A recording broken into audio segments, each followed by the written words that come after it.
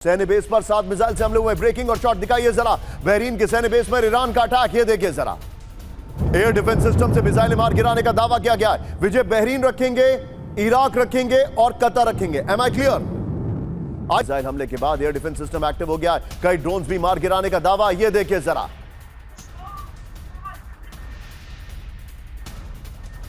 विजय ये 3 breaking 3 shot और multi screen पर सीधे चलिए। मेरे साथ मेरे खास मेहमान इस वक्त अनुज माथुर हैं। अनुज सर, जनरल अनुज माथुर सर, पहले तो आई एम सॉरी सर, आपको थोड़ा देर से इंट्रोड्यूस कर रहा हूं, लेकिन सर अनुज सर यहां पर इस युद्ध में एक बड़ी चीज हो गई है। बड़ी चीज यह थी कि डिफरेंट एनालिसिस ये थे। अमेरिका चाहता था कि मिडिल ईस्ट और ईरान में दीवार गहरी होती जाए।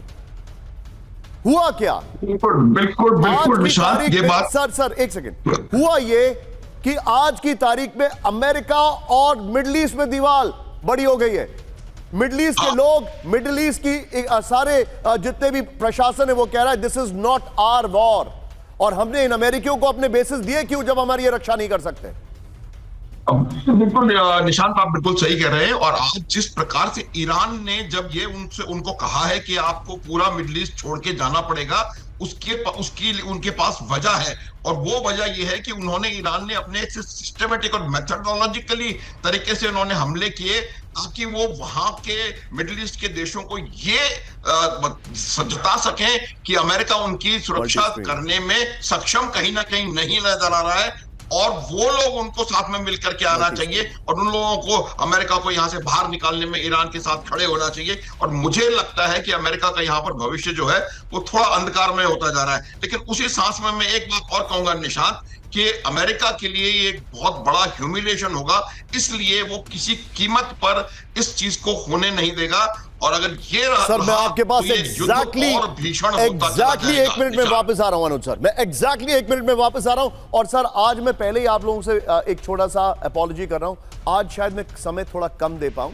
हमारे सहयोगी हैं विपिन चौबे, उनका एक बड़ा शानदार शो है न्यूज काउंटर, उस शो को हमें टाइम पे लाना है, इसलिए थोड़ा सा ब्रेक लेना जरूरी है। लेकिन इस वक्त बड़ी खबर आई है, मेरे बगल में ब्रेक करिए। बड़ी खबर, अमेरिकी नागरिकों में इजराइल से निकलने की ओर ब्रेक करिए विजय, बहुत बड़ी खबर है। ये देखिए जरा, ये हो रहा है इजराइल के एयरपोर्ट पर अमेरिकियों की भीड़। ब्रेकिंग इस वक्त की बड़ी खबर, EL एयरलाइंस की अमेरिका के लिए कई उड़ानें, फुल स्क्रीन ब्रेकिंग विजय। तेल अवीव और न्यूयॉर्क के बीच चार्टर फ्लाइट, बड़ी खबर, ज्यादा डिमांड की वजह से अतिरिक्त उड़ानें शुरू कर दी गई हैं। इस वक्त की बड़ी खबर, एक और बड़ी खबर, मेरे बगल में ब्रेक करिए जरा।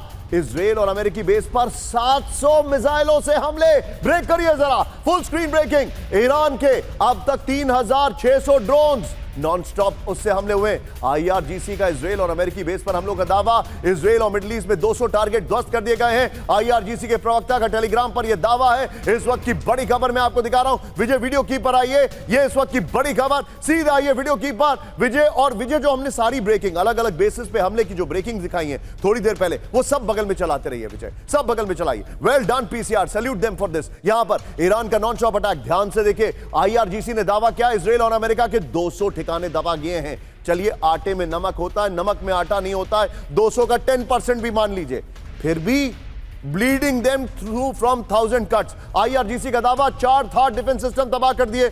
अगर नहीं किए तो फिर यूरोप से क्यों लाने की जरूरत पड़ी। IRGC का दावा 18 मिलिट्री शिप और ऑयल टैंकर्स टारगेट किए। क्यों उन सबके एक्शन की बातें नहीं सुनाई दे रही हैं। IRGC का दावा अभी तक 700 मिसाइलों से इजराइल और US बेस पर हमले किए। अगर 700 से हमले किए तो इनकी क्षमता कितनी है कल्पना करिए। IRGC का दावा अब तक 3600 ड्रोन से इजराइल पर हमला किया है। IRGC का दावा हमलों से बचने के लिए हर दिन $1.5 बिलियन खर्च कर रहे हैं इजराइल और अमेरिका। बड़ी खबर है, ये बहुत बड़ी खबर है। लेकिन अब आज की सबसे हैरान करने वाली खबर कैंप 4 पर आइए। ये सबसे चिंताजनक खबर है। दूध का दूध और पानी का पानी होना बहुत जरूरी है, क्योंकि अगर इस खबर में थोड़ी भी सच्चाई है तो हम बहुत कुछ देखने वाले हैं। The world is under terror attack, ये हो सकता है। ब्रेक करिए, अमेरिका पर 9/11 जैसे हमले की साजिश, फिर से हो सकता है 9/11 जैसा हमला। ईरान के राष्ट्रीय सुरक्षा परिषद के सचिव अली लारीजानी का सनसनीखेज दावा, फुल स्क्रीन ब्रेकिंग। एप्स्टीन से जुड़ा नेटवर्क दोहरा सकता है 9/11, और यह कहा जा रहा है कि इस हमले की जिम्मेदारी ईरान के ऊपर डाल दी जाए। ईरान पर 9/11 दोहराने का आरोप मर सकता है। यूएस लारीजानी ने कहा फ्लोर पर आइए और बगल में ब्रेकिंग चलाएंगे, और विजय में 2 पॉइंटर के बाद सीधे जाऊंगा अनुज सर के पास। यह देखिए बहुत बड़ी खबर है, कहानी बहुत बड़ी खबर है। अमेरिका पर 9/11 वाली साजिश, अमेरिका पर फिर हो सकता है 9/11 जैसा हमला। कहा यह जा रहा है शॉट्स गलत लगाएं, अली लारीजानी के शॉट्स लगाइए विजय, अली लारीजानी के शॉट्स लगाइए, ये शॉट्स मत लगाइएगा। और बल्कि शॉट्स की जगह सीधे चलिए अनुज माथुर सर के पास। हमारे दर्शक स्मार्ट है, उनको पूरी खबर समझ में आ गई होगी। ब्रेकिंग लीजिए, सीधे चलिए अनुज सर, बड़ी खबर बताई गई है। बड़ी खबर यह है कि अमेरिका एक फॉल्स फ्लैग ऑपरेशन करवा सकता है ईरान के ऊपर प्रोबेबल न्यूक्लियर अटैक के लिए। क्या यह पॉसिबिलिटी है? निशान देखिए ये कहा जा सकता है, लेकिन मैं इस बात को अभी भी मानना नहीं चाहता कि कोई भी देश आज की जैसी जो न्यूक्लियर पॉस्चरिंग है पूरी दुनिया की, और जिस प्रकार से न्यूक्लियर वेपन्स पूरी दुनिया में डिस्ट्रीब्यूटेड हैं, कोई भी देश इस प्रकार का कोई इतना बड़ा कदम उठाएगा कि वो दूसरे कंट्री में जाकर के न्यूक्लियर अनुज सर देखिए, मैं आपसे थोड़ा सा तो ऑन लाइटर नोट बोल ही सकता हूं सर। आप बात कर रहे हैं ऐसे देशों की, ऐसे राष्ट्राध्यक्षों की जो थोड़ा सा समझ बूझ के काम करते हैं। यहां पर ट्रंप की बात हो रही है सर।